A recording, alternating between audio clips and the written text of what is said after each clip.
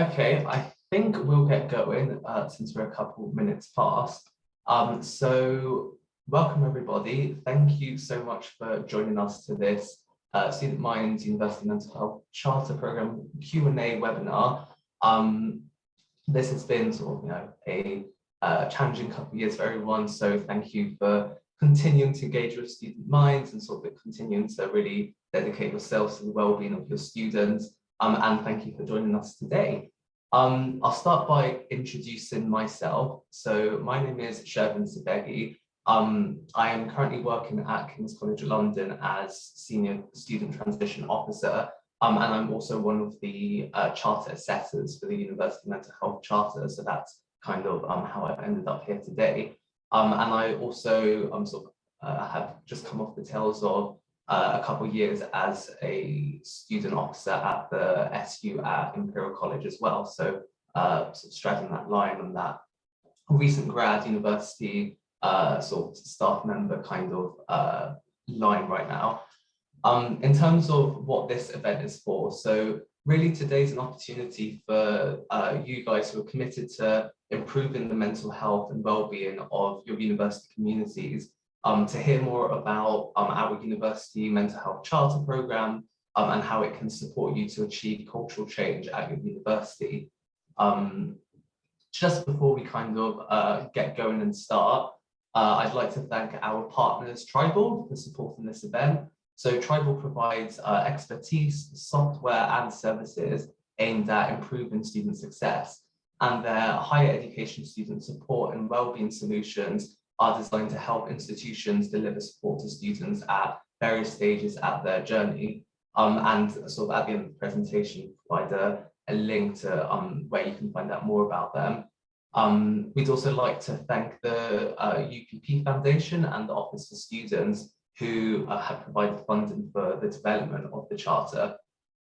So luckily, you're not going to just be hearing from me today. We'll also be hearing from Lee Spanner, who's the interim head of engagement at Student Minds, and also Gareth Hughes, who's the research lead for student wellbeing at the University of Derby.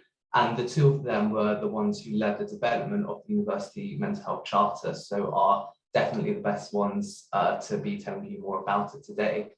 But we'll also be hearing from representatives from 3 universities who are members of the Charter Programme currently. And those are Nick Streetfield, Jackie Main, and Wilma Gracias. And there will be an opportunity for you guys as attendees to ask the panelists questions about the programme and sort of the Student Minds perspective as developing the programme and sort of members of the Charter Programme itself. So this is a dialogue, a Q&A session. So throughout the session, you'll be able to use the Q&A function on Zoom at the bottom of your Zoom app to ask questions. Some of the questions will directly answer sort of verbally, probably mostly towards the end of the session, but then also our team behind the scenes will also be answering some of the questions directly sort of by text on the Q&A function. I will encourage everyone to tweet along using the hashtag #UniMentalHealthCharter. Get some people involved, get some buzz going about the charter. And also, this isn't the only way that you can get information about the charter program. So as well as this webinar being recorded and available on the charter website afterwards, you can also find all the information about the charter, read the charter itself, find out about the program and download an information pack about the program on the website, which is up there, universitymentalhealthcharter.org.uk. And you'll also get a link sent to you either in the chat or sort of in some post-session information later. So before we kind of really kick off hearing from our panelists about the charter program, I was asked to kind of provide a bit of a perspective about the importance of the charter and sort of the importance of making a commitment to university mental health from more of a student perspective. So, it's been nearly potentially 3 years to the day since I had my last exam, but I think that spending 2 years as a sabbatical offs at the union really sort of helped me develop my perspective on how students kind of view a lot of this. And so of course, recently a student myself, and then also a volunteer student rep, and then the sabbatical officer. And I think what I really learned by doing this is how students don't quite perceive their university experience the same way that it's built within the university. So I think, we build our universities as different services, different departments, and often quite a bit of a separation between the academic side of the university and the sort of professional services, service delivery side of the university. We might think of a student's experience in their classroom as quite different to their experience within their halls of residence, their experience accessing wellbeing services, all of these kind of different elements of their university experience. But to a student, that's not really quite how they see it. They don't really make the same distinctions between their experience inside the classroom and outside the classroom that perhaps we do. And I think when I first heard about the Charter in summer of 2019, when I first started my sabbatical officer role, I think what really resonated with me was this concept of a whole university approach, concept of how by really trying to channel efforts through all the aspects of the student's experience, only then will we be able to really make a meaningful difference to their well-being and mental health.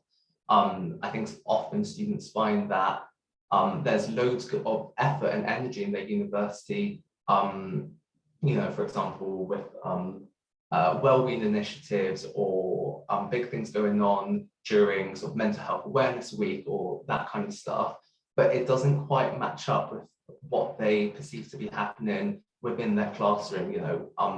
I think students will feel on one hand their university is encouraging them to look after their well-being and to sort of engage with services, but then they feel on the other hand their academic experience isn't quite giving them that opportunity to sort of have sort of positive well-being and good mental health.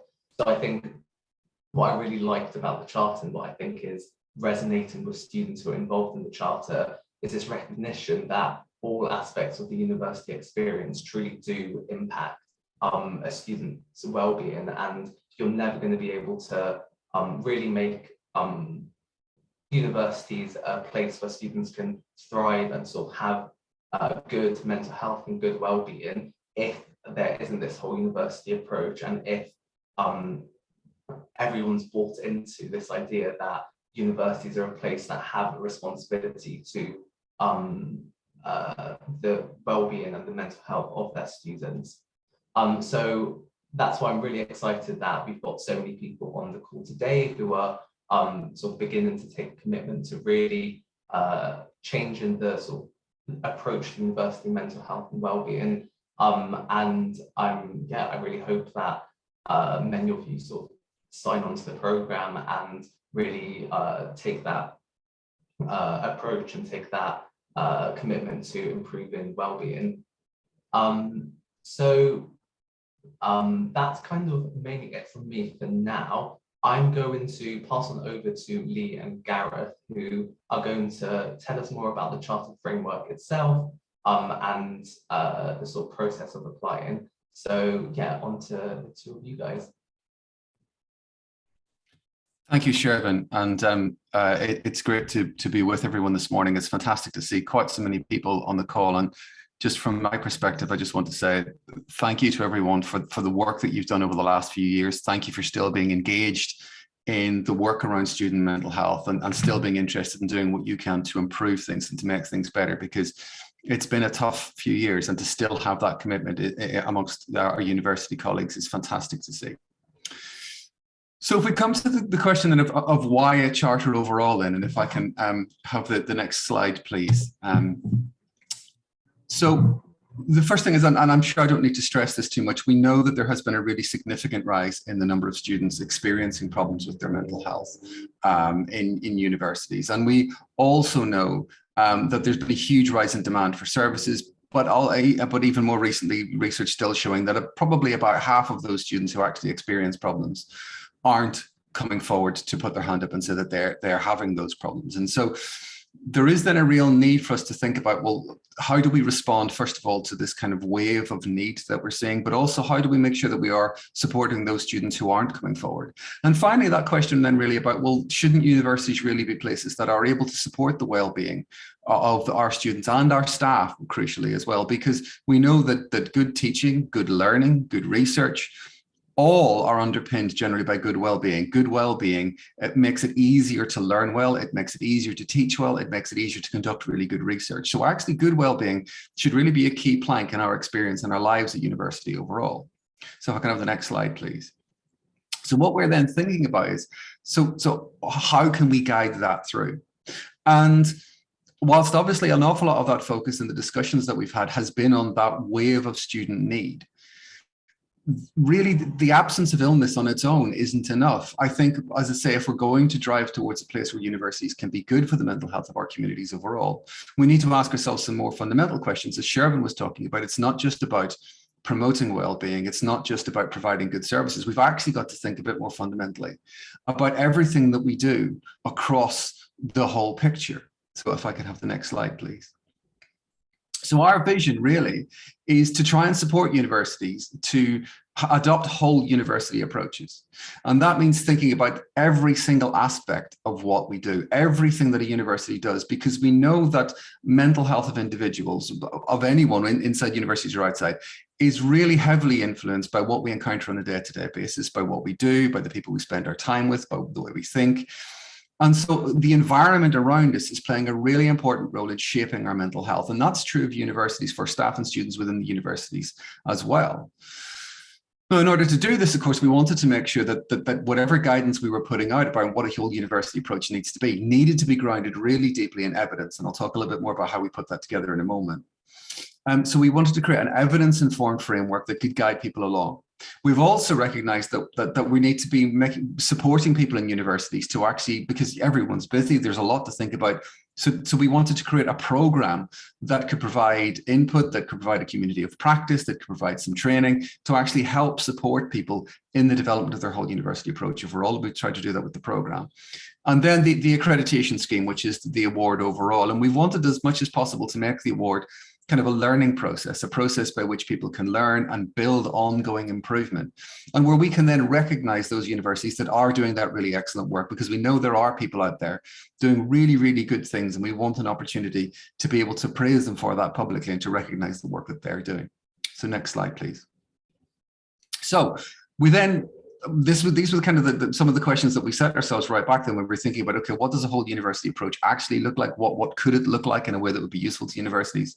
And how are we going to need to frame this? How are we going to put it together? And how do we ensure that it's really grounded in evidence so that what we're saying, the advice and guidance that we're giving, is likely to lead to things actually getting better? So next slide, please. So what we did is we did a huge piece of work in actually reviewing all of the literature, drawing on all of the research that had already been done, and then also conducting some of our own research. And so we did a huge research and consultation trip, and many of you may have been part of this back in 2019, where we actually went around the country and we conducted lots and lots of focus groups with staff and students, done properly as research. We all went through an ethics committee, and we've been publishing papers drawing on that data to really understand the lived experience of staff and students right throughout our university community in relation to mental health and well-being. We did full data analysis of all of that. We had a team of researchers, of experienced researchers working on all of this. And where we still had gaps coming at the back end of that, we then pulled together panels of experts to help us answer those final questions that we had based on the best evidence available right now. And that then got pulled together into the framework document. The framework document was subject to full peer review. So the entire document was reviewed by 2 reviewers, and then each individual theme was also reviewed by 2 reviewers. And that led to us then being able to publish the charter overall. And as I say, we've been submitting and publishing data from all of that research into the journals as well, so that it's actually out there in the literature supporting our growing knowledge in this area. So next slide, please. So here you can see some of the pictures of all of the things that we were doing through all of that. And that led to the publication of the framework overall. We then took that and we piloted the award framework at 3 universities to see, could this actually work? Would this be a way of us actually being able to kind of work out what universities were doing? Could we do it in a way that actually supported universities? So rather than it feel like some of the other audit processes that exist in universities at the moment, where it feels like it's quite a critical process, that actually could it feel like a more collaborative process in which we're actually working together with colleagues within the university to really understand overall what's going on, what's good, what could be strengthened, and where the university is overall. That then leads to the development of the program. And the program, as I said, Lee's going to talk about more in a moment, but the program is there to support universities to develop towards the charter. So joining the program doesn't mean you're ready for the award. It means you're ready to start your journey to work towards it, but that there may be some years of work to go yet. And then we opened for our first set of applications in Easter 2021, and we had 41 universities who signed up to that first cohort and have been working their way through the program. Next slide, please. Important really to say that not only were we focused on whole university approach, we were also focused on making sure this was a whole sector approach. So we worked with all of the partners right across the UK university sector. We had key members in our steering group, and the framework document itself has been endorsed by the British Psychological Society, who recognised that it was robust in its evidence base and in the things that it was saying. Next slide, please.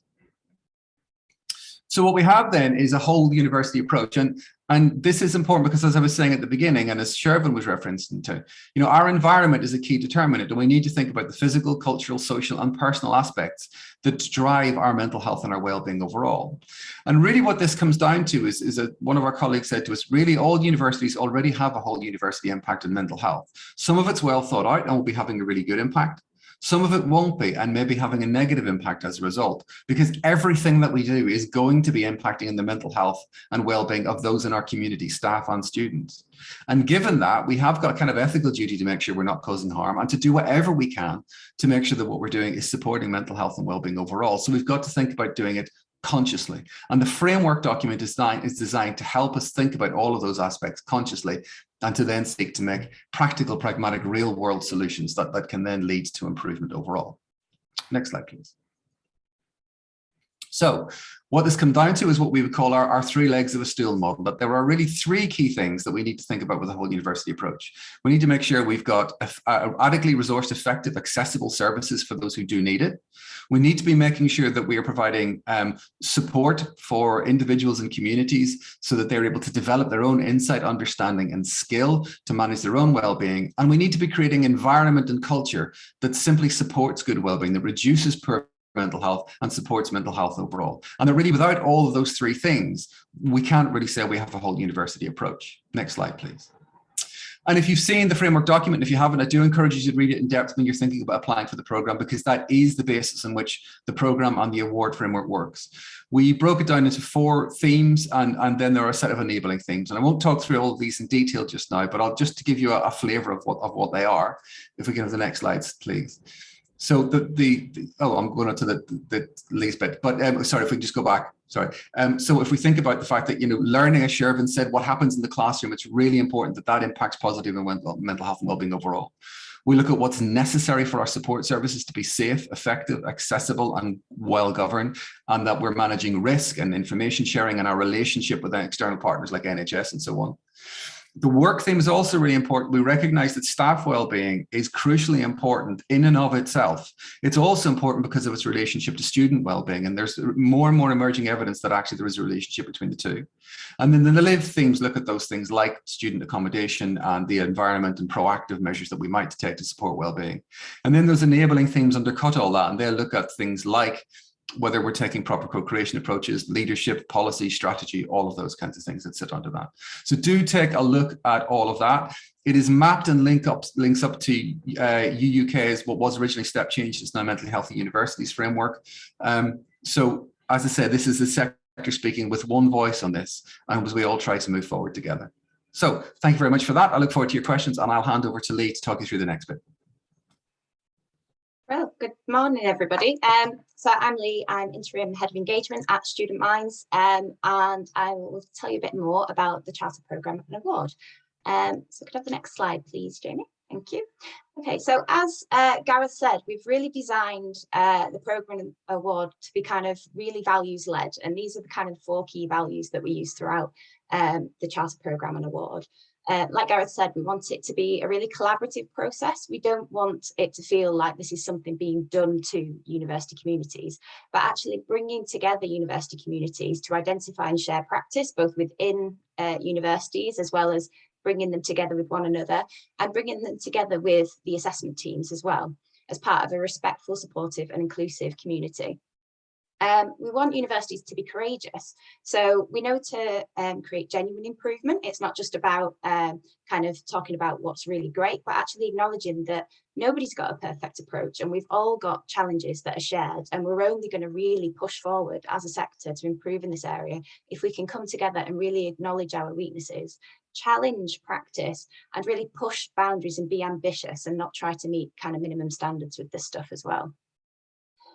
We wanted our programme award to be empowering, so rather than it just be about the award, or that's an important element, it's more around giving you the resources, skills and capacity that you need to create genuine improvement at your university, and also how we're listening to those student and staff voices that are on the ground and often go unheard. We want it to be innovative, and when we talk about innovation at Student Minds, what we mean is being led by data, evidence and expertise to facilitate collective learning, exploration, and also to share what we're learning across the rest of the sector. Go to the next slide, please. So the aim of the Charter Programme is to bring together universities committed to a whole university approach to mental health and wellbeing, and to support them to create long-term cultural change. The programme runs on an annual cycle, and this cohort starts in September 2022 until August 2023. So I'll tell you a bit about the benefits that members can access. Next slide, please. So first of all, members form part of a UK-wide peer support and practice sharing network. This is one of the key things that we've heard from universities, is that they most benefit from linking up with other universities, going through the same process and learning from those who have been through it before. We know that there's no one-size-fits-all approach to mental health and wellbeing. And so one of the best sources of learning is when people have those open spaces to share practically what's working for them, what doesn't work, and learn from one another. Next slide, please. Members can benefit from 4 practice sharing events a year. So these are events that are kind of based around key themes within the Charter, where our members have started to identify priority development needs. And we'll bring in external experts where appropriate and give you opportunities to share good practice case studies in those spaces as well. So this year we've run one on kind of support services and how to think about good clinical governance. We've run one on co-production with students. We're about to run one on staff wellbeing at university as well. And that we'll try to do those in person where possible. And we'll run 4 different ones next year. You'll access the Charter Award online resources and workshops. So staff across the university will have access to a members area on the Charter's website. And this has 6 modules that kind of work towards supporting you to prepare for the Charter Award. So we'll have kind of pre-recorded videos and supportive resources, followed by a live workshop where you get to meet others on the programme and talk about kind of your approach to the award and preparing you for that. Next slide, please.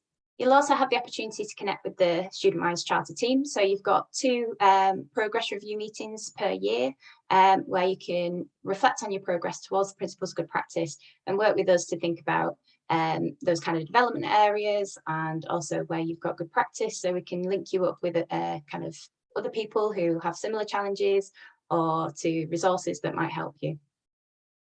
And you can also submit for the Charter Award. So the award's all about helping you to better understand what's working, celebrating the good work that you've already been doing towards the Charter, and recognising universities that have started to develop really excellent practice.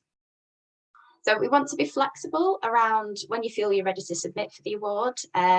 So there's no kind of key deadline. You can be on the programme until you're ready to submit. But we expect with the necessary commitment, you should be in a position to submit within 3 years. And after the assessment, universities will remain on the programme to keep learning from others, keep improving on where assessment teams have provided recommendations for them, and to keep improving on their award status too. So I'll give you a bit of an overview of the Charter Award. So the Charter Award brings together university staff, students and assessment teams to assess the university's progress against the principles of good practice in the Charter, understand where there are areas of strength and development to inform your ongoing improvement and inform ongoing improvement across the sector by being able to share that learning, and recognise those universities that demonstrate excellent approaches to student and staff mental health. Very brief overview of the process. So it first involves a self-assessment. So the university must complete one of these, and that's where you outline your approach to the principles of good practice against each theme and talk about any evidence that you have that you know that approach is effective, as well as highlighting any challenges that you've experienced in working towards those principles, because we know no university has got it all figured out, and we need to understand where those challenges exist as well, and understand that you have self-awareness of those challenges.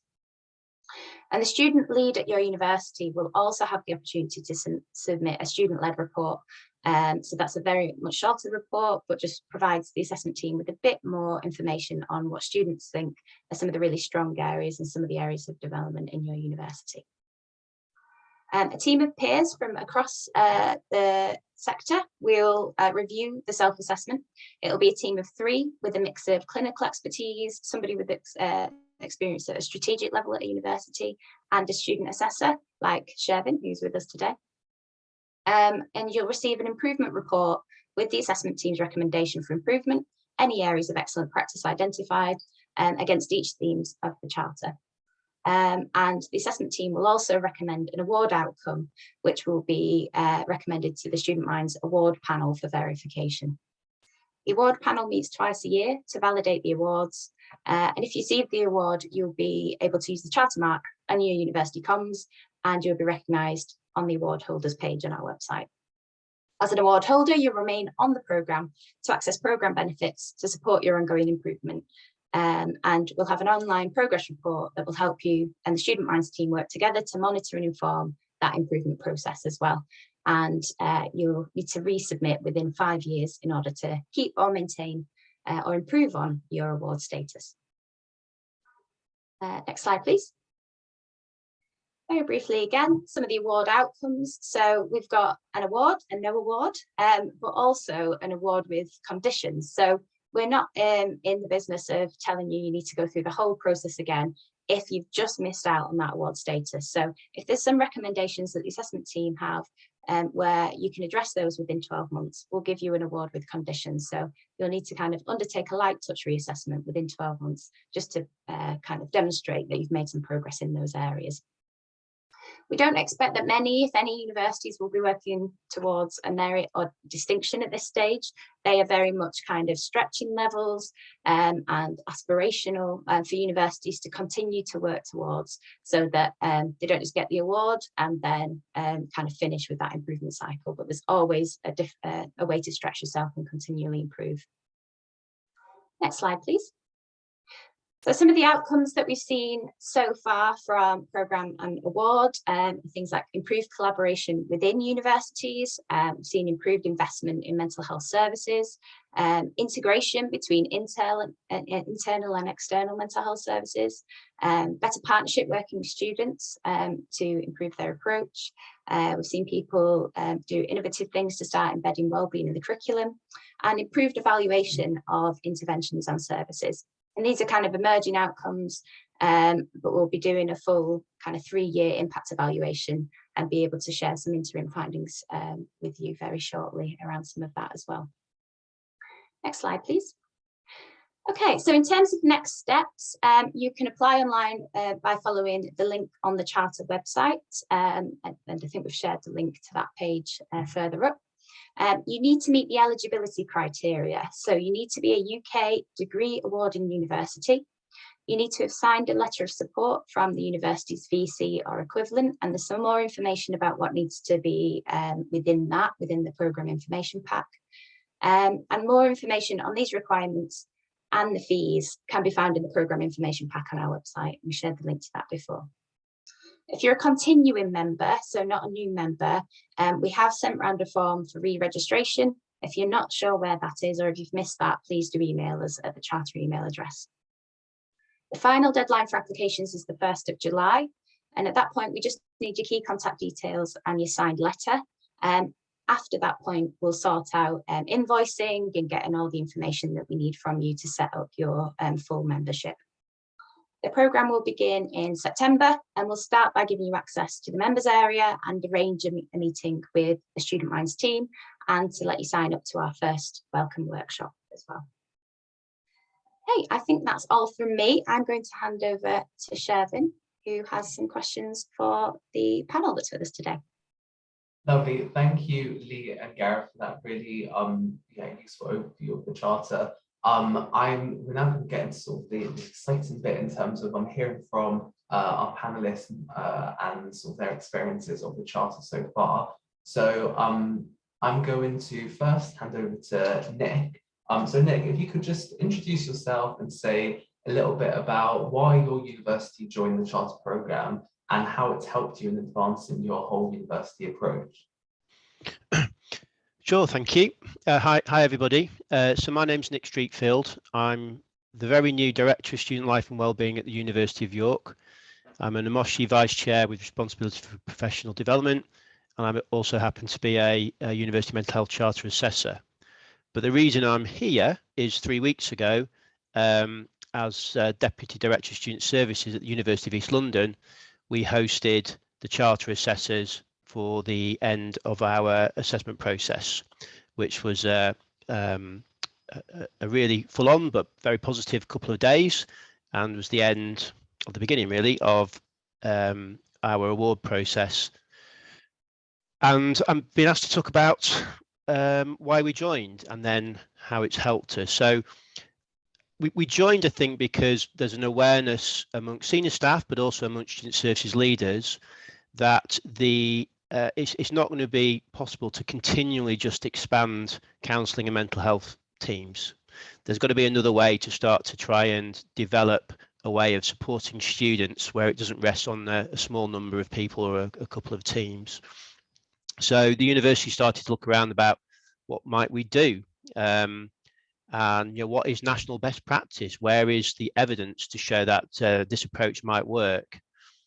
And the University Mental Health Charter, as Gareth has said, and others, has been very collaborative and evidence-based, and that gave us a really strong framework of which to think about, okay, how do we want to develop our services to fit in with what university students require right now? It has to be said, we were also took this on because our Vice-Chancellor is very keen on both staff and student wellbeing, and getting that senior buy-in was really quite vital. And it was more than just her signing the letter. She was very keen for us to do this and to get distinction status. So that's the aim. And it has been incredibly useful. Continuous improvement happens in all of your institutions, I'm sure they do. But one of the great things about the Charter framework, because it stretches right across the whole university, is it means you are forced, and others are encouraged, to come and speak across silos. Sorry, I mean departments. But it's been a great way for us to go and get into places quite easily where we might not. So we developed a fantastic relationship with human resources, and for ourselves, we wanted to address the wellbeing aspect of human beings rather than just staff and students. But I know others will have a different view of it. But you start to have the conversations: what language is using, what are the services are offered, what is the support to staff supporting students. We also work really closely with the student union, and there's a lot of work to do with our student union. It's very much a commuting university, University of East London, and also with academics, which can sometimes be a difficult group to get to talk to around wellbeing. And we were able to get involved with a number of projects. And then I think this is one of the key things, is that I think what the Charter does, and personally I think it probably should put the University Wellbeing Charter, is it helps people to see how, what they do and how they respond to students can be very helpful or unhelpful. So the way we approached this was very much from a bottom up. We spoke to, we got more than 1,000 students involved, nearly 150 staff in various focus groups. And one of the things we started to look at was what is going really well at the University of East London. And of course, there are lots of things which are going really well. And that was a great way to get in to start to celebrate some of the positive work going on and to share it across the institution. We were able to set up particular committees and working groups to tackle this, and really to generally change, I think, the culture of how people see well-being and mental health. It doesn't just have to be a professional psychotherapist or psychologist responding, that we all have a part to play in this. So it's been incredibly useful for us to get other people involved, which is really, really important, but also to focus our minds on, well, do we have the right policies? Can we improve them? The answer to that, of course, is yes, we can. Do we have the right amount of resources? Can we bid for more? And that was also very helpful, because in bidding rounds, we can reference the Charter framework and say, look, if we want to be successful here, then we do need to put some resource into making that happen. So, as I say, we will all be wanting to continuously strive to improve our services. I think the Charter has really helped us to spread that responsibility, and that we're all part of it. And that togetherness has been really, really helpful.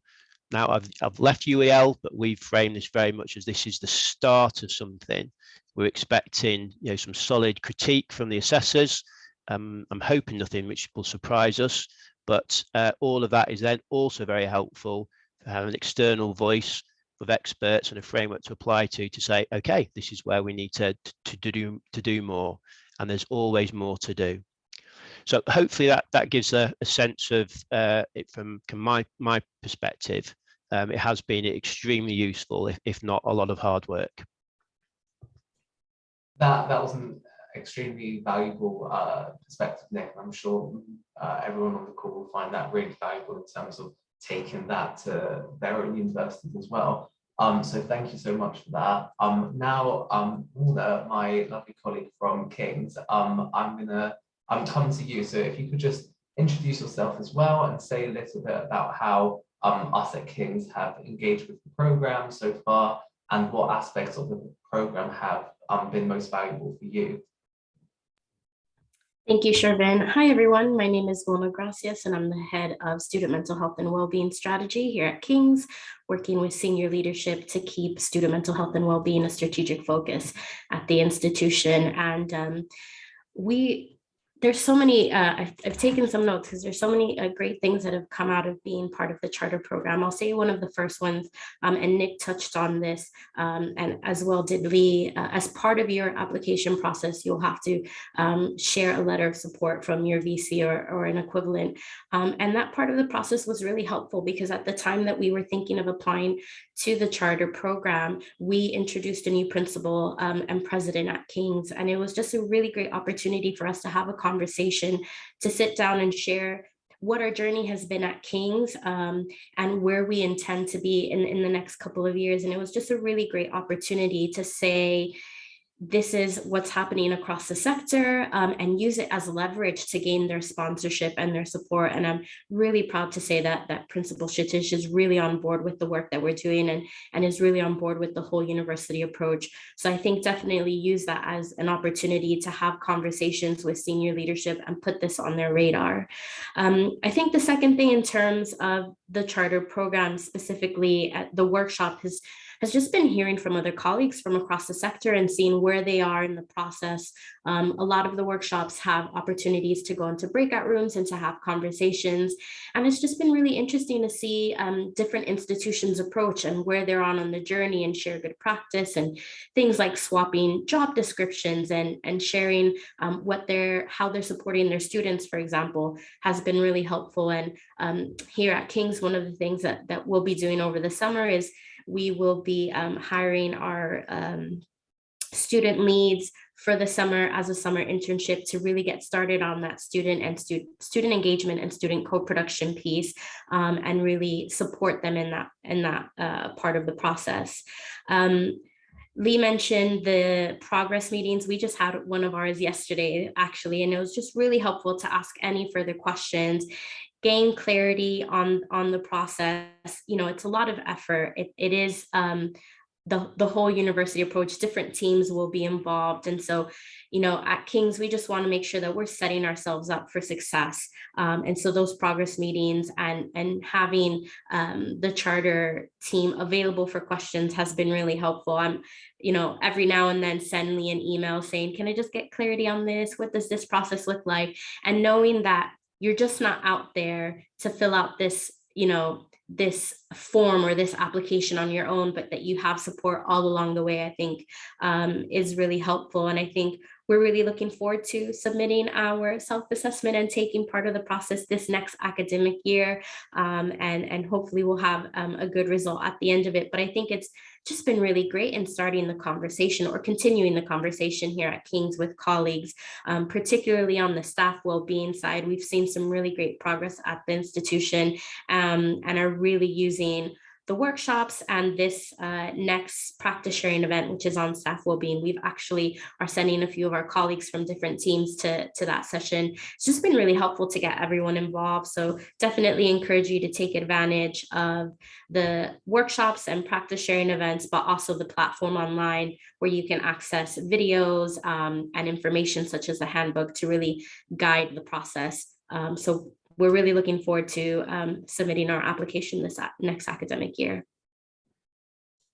Thank you. Lovely, thank you so much for all that. Again, really sort of helpful perspective for what it's kind of like on a quote unquote day-to-day to kind of be part of the program.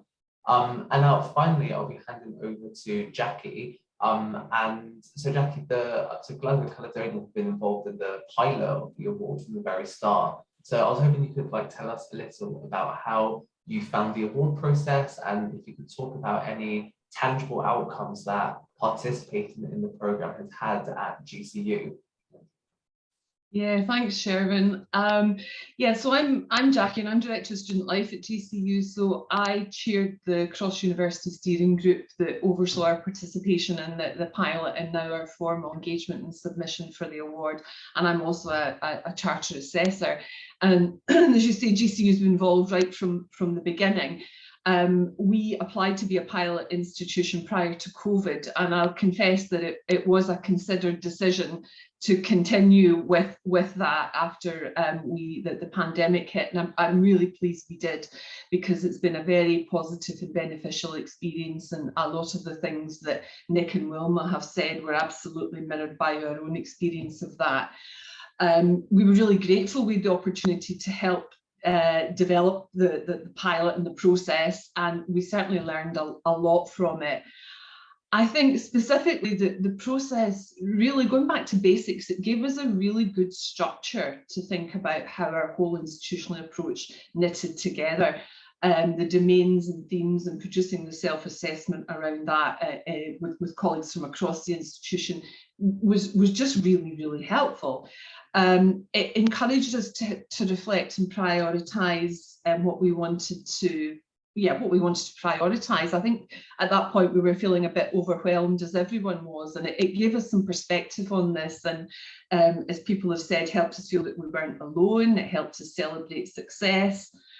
And I think crucially for me, the discussions that we had as part of the process as an internal team helped us learn a lot from each other. I learned things about my own institution that I didn't know, and I probably have a better overview than probably anyone else in the whole institution.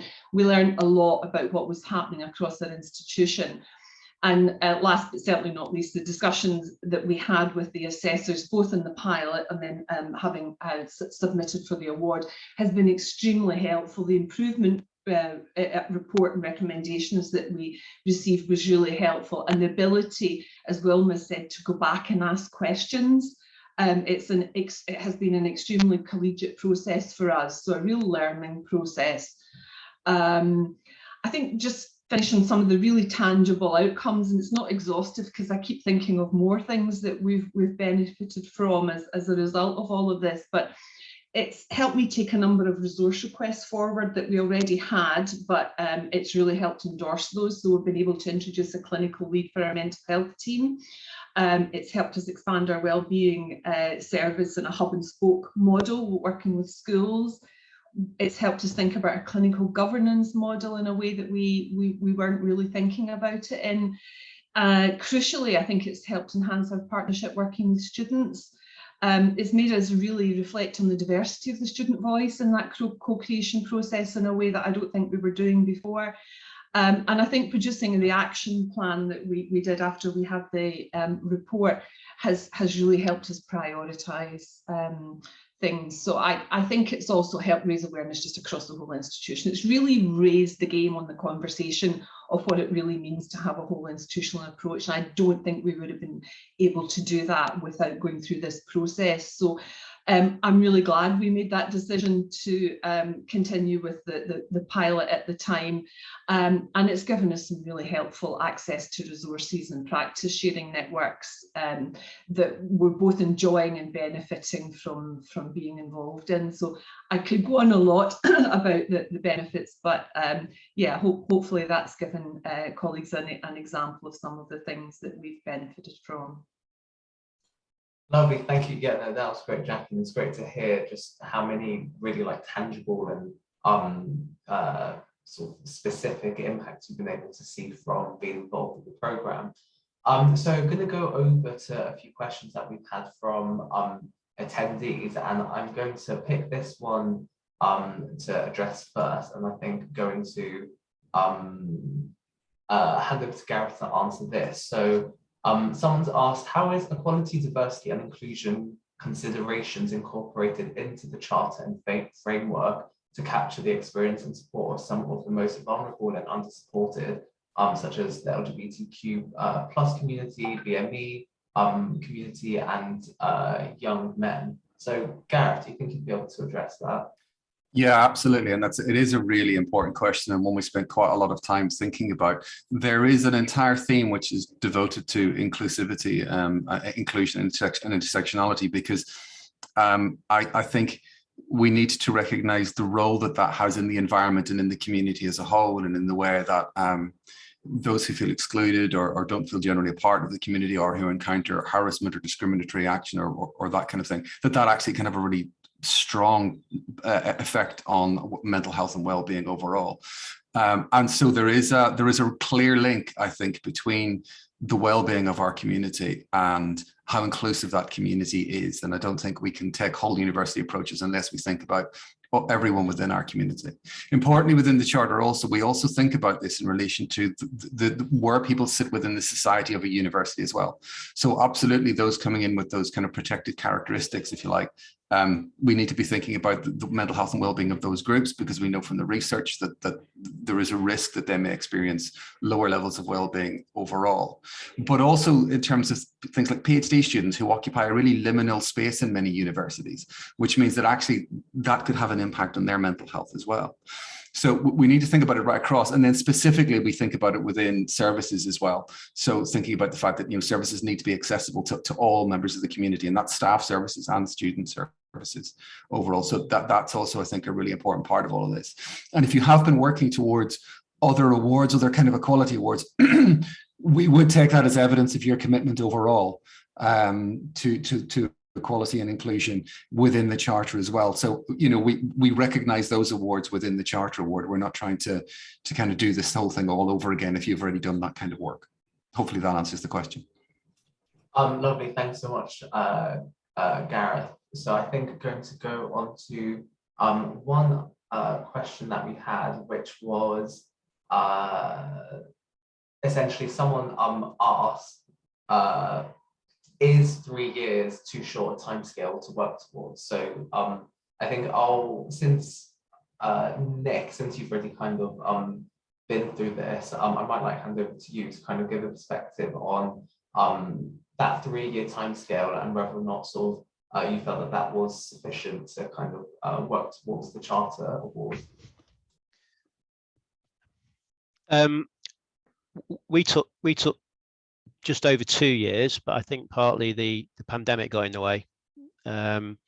because we weren't able to, because student minds, you had to push back the period before you could start assessing after the pilots. But actually, that was a really good amount of time, because I think there is a temptation to rush this to get an award. And our approach was, we know we're not perfect, but we try to approach it, with the as the Charter says, the honesty and the courage and the humility, recognizing where we have gaps. And sometimes I think that can be quite difficult for universities, particularly senior leadership. So whatever may come out of an award or not from our submission, as I said before, it's the start of, I think a real impetus in improving the work that's done. So we're in a better position now supporting students as a whole university approach than we were 2 years ago, regardless of whether we get the Charter Award or not. And when it comes, we'll need to work towards that. So I would say that you really want to make sure that you are not just delivering this as one department, and it's, I think, might just fall on student services. You want to make some time to make sure that you've got multiple departments who are engaged in this, and you're looking to change a culture, and that takes a lot more than 3 years. So don't wait until you're perfect before applying, but equally don't just patch something up and whack it through, because it isn't a tick box exercise. So I'm really avoiding answering the question on 3 years, but I think a year to 18 months, I think, is to really thoroughly go through it. I mean, Jackie might have a different view because I think you had less time, but don't rush it, because you probably want to make sure that what comes out of this is going to be a long-term cultural change, which is how the Charter is written.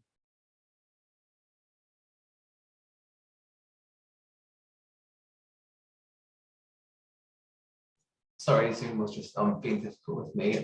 So thanks a lot for taking that, Nick. Hopefully that was a helpful person asking that asking that question. I think we'll probably do one last question, and sorry to behind the scenes, I'm changing at the last minute, the last question we're doing.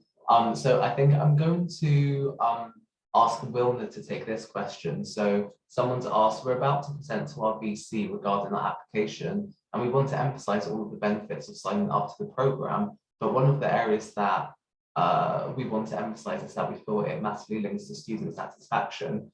So I think, Wilna, could you give some maybe insight about what you found most useful in presenting to the principal at King's, and any kind of stats or figures that you found most helpful in doing this? Yeah, absolutely. We started looking at the charter principles before the launch of the Charter Award, and had taken the charter to a representative group of students called King's 100. So students from across the university come together to discuss important topics and issues and challenges, and really set action plans. And so we took the charter and had just really open conversations with our students about our progress against some of those principles. We also took it to our staff representative body, the staff King's 100, and had conversations with the panel of staff members. And that gave us just some really great insight to share with the principal about where our staff and students are at. I think, as Shervin mentioned in the introduction, the university leaders and colleagues who are working in this space will say that we've made some great progress. And then sometimes when you speak to staff and students, that doesn't necessarily translate into the experience that they were having. So being able to take back that feedback to the principal was really, really helpful. I think one of the key things that he took away from that was some of the quotes that we shared from our students about what they thought a university that supports good well-being looks like, and seeing their answers reflect back the whole university approach.